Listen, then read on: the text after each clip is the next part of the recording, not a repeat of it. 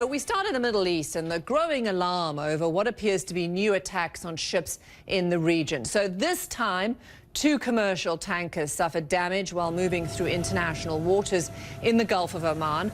You can see flames and smoke here coming from one of them. Here's another picture. CNN cannot independently confirm the authenticity of these images. We know, though, that crews safely evacuated both ships. One injury is reported. Marine traffic shows the current locations of vessels. You can see how busy this is. The incidents happened not far from where 4 oil tankers were attacked back last month in the Strait of Hormuz. So let's turn now to the live wall. Nick Robertson is monitoring events from London, but you've been in the region recently, Nick. And then also CNN military and diplomatic analyst John Kirby joining me from Washington. Great to have you on the show, gentlemen. Nick, to you, lots of questions still. There are a lot of questions. Precisely, who fired what it appears to be, in this particular case, shots, or to put the words of one of those witnesses to the attack, some sort of shell. Witnesses on board one of the ships say they were hit by at least 2 some sort of shells, and that caused the fire, and that's why they abandoned ship. And aboard the other ship, there is a report that they heard 3 distinct different explosions, and again, that's why they abandoned ship. These attacks seem to be a significant escalation of those attacks that we saw just off the coast of the Emirates 4 weeks ago. Why those attacks in the just off the coast of the Emirates 4 weeks ago appeared to be from mines that were placed on the backs of the ships, the stern, if you will, of the ship. And those ships, of course, were at anchor. These ships were moving through the ocean. They were targeted broadside on by what appears to be something propelled at them, fired at them in some manner, and then the crews have necessarily abandoning ship. Now, we know that 21 of those crew members from one of the ships were picked up by the USS Bainbridge, or transported to the USS Bainbridge, that was deployed in the area to help the Iranian Navy, we understand, picked up the other 23 crew members there. OK, that's really interesting in terms of the 2 different incidents. John Kirby, to you. You worked in the Obama administration. You're also an old Navy man.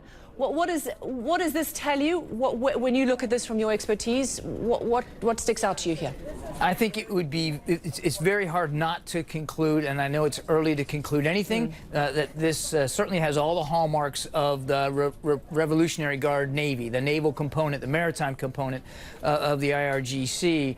This is the kind of thing that they are capable of doing. Certainly they have, I think, it was determined that they were responsible for the last attacks near the UAE. This is the kind of thing that you can see them doing to disrupt and to try to sow confusion around the oil markets and to prove that they are still a force to be reckoned with. So I don't, obviously they have to investigate this and figure out what happened, but this to me bears all the hallmarks of the IRGC Navy. Yeah, but I mean, Iranians suggesting that this is a setup, that this is all very suspicious, and that it's been made to look like perhaps they're doing it. Russians are warning, don't come to hasty conclusions. Is there a possibility that another state actor is trying to muddy the waters here? Look, Robin, there's always that possibility, yeah.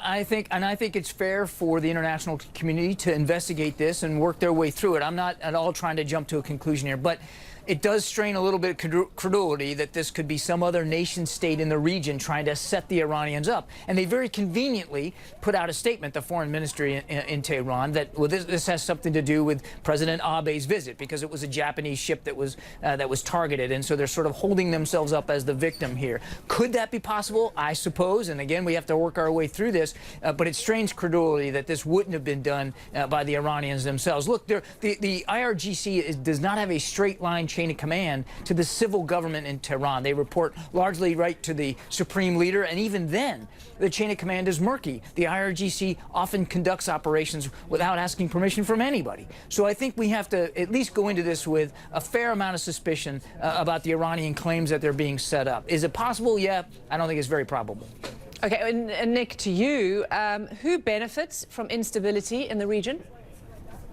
Well, let's open up the question slightly differently, and following on what Admiral Kirby was saying there, that quite simply, Iran is in a really tough situation right now. Sanctions are crippling its economy. It is looking for a way to engage with the international community to have those sanctions lifted, and it doesn't have a whole lot of leverage because of its bad actions in the region. It doesn't have a lot of trust for the international community. Now, we're talking about the Japanese Prime Minister Abe being in Tehran right now for conversations. The reason he is there is because tensions have spiked in the region. And the reason that the tensions spiked in the region were the attack on those 4 vessels off the coast of the Emirates 4 weeks ago. There's cause and effect here.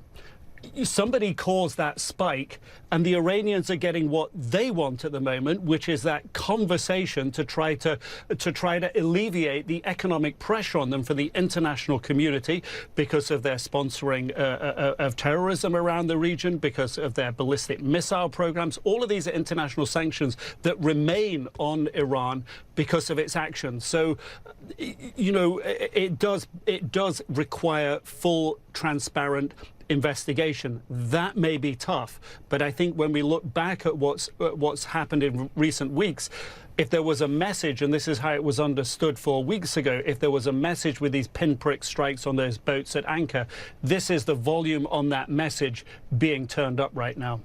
And again, we have no proof, and there are still a lot of questions here. So, John Kirby, I'm going to put the question to you that Nick Robertson sort of answered, or changed the question. Who benefits from instability in the region? Well, in terms of national interest, in terms of pushing an agenda, in terms of proxy wars here that we've been seeing, it's not that clear-cut. No, it's not, Robin, and I think I know where you're going here. Look, nobody esoterically benefits from instability in this particular region where so much of the oil flows, international oil flows through that strait. I've sailed those waters myself many, many times. It's a dangerous part of the world, so nobody benefits from instability, really. That said, certainly the Iranians have an interest here to try to thwart American interests. The United States certainly have interest. The Saudis do. I mean, the Saudis have been itching for trying to spur some sort of conflict with Iran. Not necessarily armed conflict, but certainly diplomatic conflict, and certainly trying. There is the Sunni-Shia divide is still very vibrant between those two states. So the Saudis have an interest here too. Again, I think we got to be really careful until this is investigated and figure out what went on here. But I agree with Nick that certainly the UAE attacks had the fingerprints of the IRGC Navy component. This is exactly the sort of thing they're capable of doing and willing to do, and they have the freedom of action inside the Iranian state structure to actually carry something like this off. So again, all signs are we have to wait and see how it's investigated. But to me, if you're asking who stands to benefit from something like this, I would tell you right now, the Iranians do.